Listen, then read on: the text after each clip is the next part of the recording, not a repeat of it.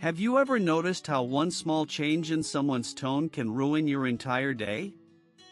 A short reply, a delayed message, a different expression on their face, and suddenly, your mind starts racing.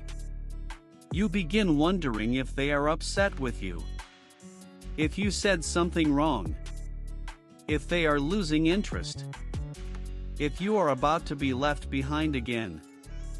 To other people, it may look like you are overreacting. But inside, it does not feel small at all. Because when rejection has hurt you before, your mind stops treating it like a possibility and starts treating it like a pattern. So now, you do not just respond to what is happening. You respond to everything it reminds you of.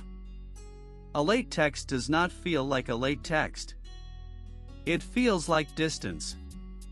A cold tone does not feel like a mood. It feels like abandonment. Someone being busy does not feel neutral. It feels personal. And that is where the pain begins. Because once your nervous system connects small moments to old emotional wounds, your reactions become much bigger than the present situation. You start checking your phone too often, reading the same messages again and again, looking for proof, looking for danger, looking for the exact moment someone stopped caring.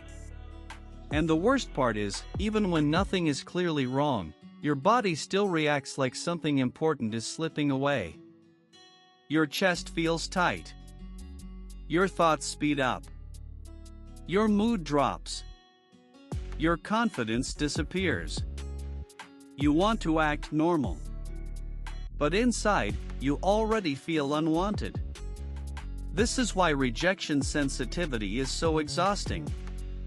It turns ordinary moments into emotional emergencies.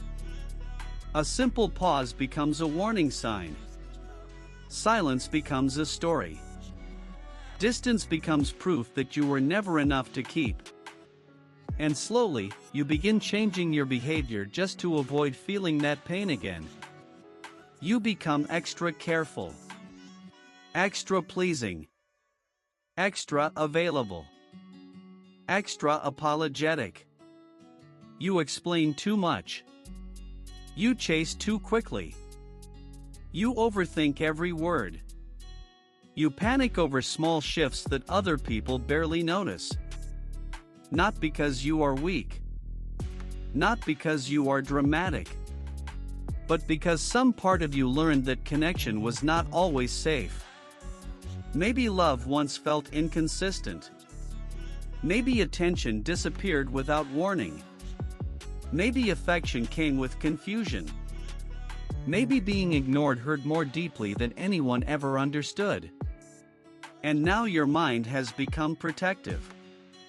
But protection can look strange. Sometimes it looks like anxiety.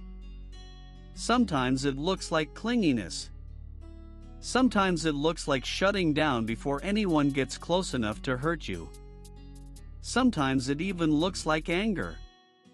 But underneath all of it, there is usually one fear: I do not want to feel unwanted again. That fear changes the way you read people. You notice pauses. You notice changes. You notice energy shifts. You notice what is missing more than what is present. And because your mind is so focused on loss, it becomes hard to relax inside relationships. Even good moments feel unstable. Even love can feel temporary. Even reassurance fades quickly when your deeper wound still feels active. That is why logic alone does not always calm this pain. You can tell yourself, they are just busy.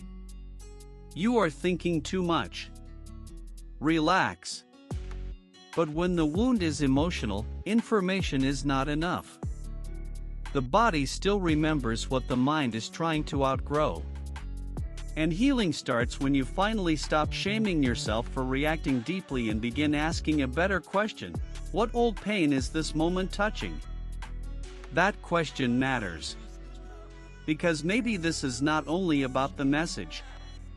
Maybe it is about every moment you once felt unseen. Maybe it is not only about this person. Maybe it is about the version of you who learned to expect distance before love had the chance to stay. And when you see that clearly, something begins to soften. You stop calling yourself too much. You stop treating your reaction like a personality flaw. And you begin seeing it for what it really is, an old wound trying to protect itself. That does not mean every fear is true. And it does not mean every person will leave. But it does mean your pain deserves understanding, not mockery. Because the goal is not to become emotionless. The goal is to stop letting old rejection control new relationships. And that change begins the moment you realize this: you are not broken for feeling things deeply. You may just be carrying memories your body has not fully put down yet. And once you stop fighting that truth, you can finally begin healing it.